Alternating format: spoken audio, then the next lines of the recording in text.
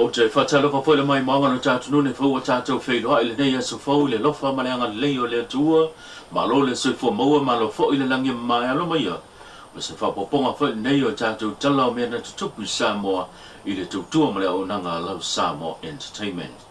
E mō atu i tātou tala mai le matanga duenga lo whau iloa le matanga duenga leo se pepa o whapitalanga mai le matanga duenga le tō ai tau nuua i le masina whau le masina le nei o me ia le li po se alo po se tama fa na o lo tātou nu o lo unga lue to tonu o New Zealand le matanga duenga leo e suafa ia se Missy James Jimmy Pantea o ia leo la ia mai se vahenga to limo o leo mai le malo New Zealand o leo le ngā lue whai pa anga ma le matanga duenga o leo Samoa tele di so vahenga o le apa pe nao na tu ina mai ai le tau au o le leo mai le malo New Zealand e fe so sone le tulanga le o nanga masanga si tia ma wa lunga le fatinongo tute o faiva manga ruenga ale matanga ruenga leo I Samoa nei o le malanga mai o leo mai le malo New Zealand o se talo sanga lea na tuinato le malo Samoa e pe ona fa la wi loa e le teita I o le atunu o ia fo o le li pa le mi o ia fo o le minista o le matanga duenga o leo le sunga ia la ule le mali tole o te pola tai vao Forces Smith le malanga mai leo o malu le malo mai le malo New Zealand e fe so swani I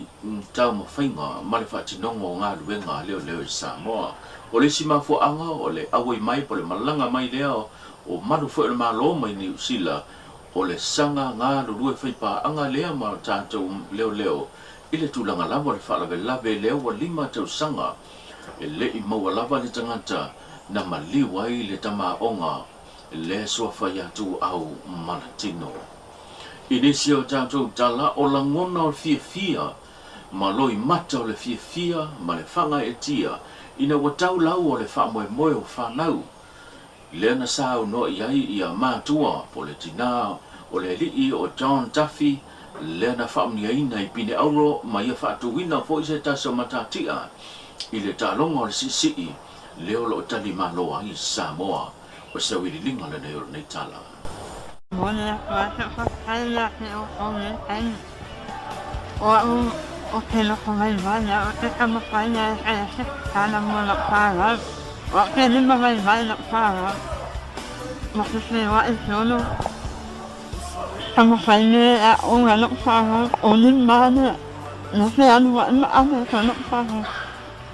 o te lima mai mai o te sunu e ame loko pāra o ka akauku kama akauku la e whakaina kua nei tānei wa ame loko pāra le se mauhia moa mo maa e mauhia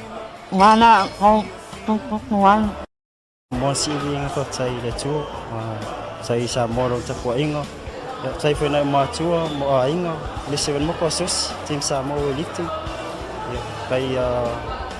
I mako vai nga umaya usum ko va finge nga ka po e me ngai kai ruai umangia le ka wanga ngai ya fiaf I ngai fu ya kai wa kai winga mangia le ka wanga ngai fiaf ngai fu ya tu Mai le matanga duenga o soifua malolo ina e leila I titi ia le tūlanga o lo tāpena iai le tātou malo e misa le matanga duenga o le soifua malolo ina I le whatinonga lea ma le tamwhainga lea e te tau ona iai sa vaenga mautu o le whare mai tele ma tōtua e whaatino ai ia tūlanga o tampitinga o le ngasa le whatu o sa wililinga le nei o le nei tala e pe ona sao no le minista le matanga duenga ba o salo malo alofi po. O le tu fatasi ma mai fo mai fai ma training au te lo se me o se lusful miliona fu fanga le te le tapena ngal fai malo le ia ina te tawana fau se tato potu fapito mo ta utonga fatu ma masini o mela nai mo miana mai masini fai na ta utonga te lo le vave tauna o ita to a fai fa mai le fu fai tala tui e tau se me o le fai mo ne tau san ia le wona tala mai fiti ba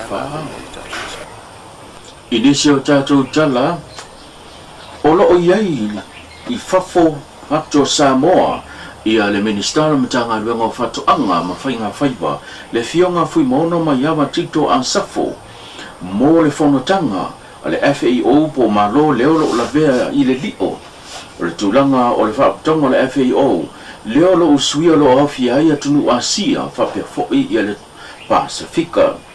o ua whailoa se pepo whamatalanga i le tulanga e pe i o na awa ia tuai i le whionga le minister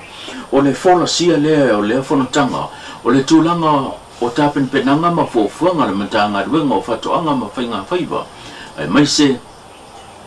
o le whailoa lea e le whionga le minister o lui tau o lo whiangai e ma le matanga ruenga o whatoanga i Samoa nei atoa ai ma le tulanga o lato fo'i fuafuanga ma tapen penanga e tali atuai le tulanga swinga ma ale alo le tau pe hao na whatai i ma lo tato tunuu o vaenga uma ia o lo papena o na policy e le saunoanga e le whionga le minister le whionga mai yamba tito a safo le pe ona to e se ai ma le atunuu ai whai masui o tātou po le tātou tunuu o Samoa i whanotanga le o lo usuia nei i le atunuu o Brunei o lo malanga whaatasi le whionga i le minister ma le ofisa sili le matanga ruenga o whatoanga le whionga awhamasanga taima lia tane mata tu mua i lea whanotanga tāua. Ma le tātou tala muli ua ta tala nei ia se tasi o nanga a le malo o seina leo lo whaatinoina i le whalesu i toto tuai le mto tua leo lo o a ngai ai ia ma whaatinoina nisi o nanga mo le whaia lea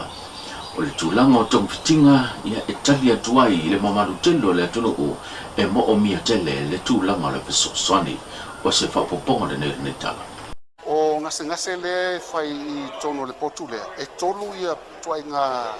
vaenga ese o le kaping na iei nai pula iti toto sisi la mai ai. Wha ngā solo le ia la toto. Ia le ngata leo le nila a le ia le nila la ngai e tui tonu. Ia mai se la ia so tanga vo ia o so ongo tino. A wha peti ngā i o nila vo nai vatu le wha sino mal poma. E tofu a le tu tino mal nila tau nalu iai. Ina ia wha sao pele la lo toto. Ia wha tasi vo la male marfo e whaile massage vo ile wha ngā solo ia tūlanga o loo toa ile toto tangata. Wa umalana whai a lau tong fiting, te lono utala ina po ua tolu ni masina taluai. Na umalona whai potu ia wala watu lo manto mai whaile demonstration ni. No tala ngona alma mai o tino fo ile le wailo fo iwa. Sao loto tino la tau le ngā solongo toto. Manuia tele nei aso Samoa tātou whiloa i le aso tāia soifua.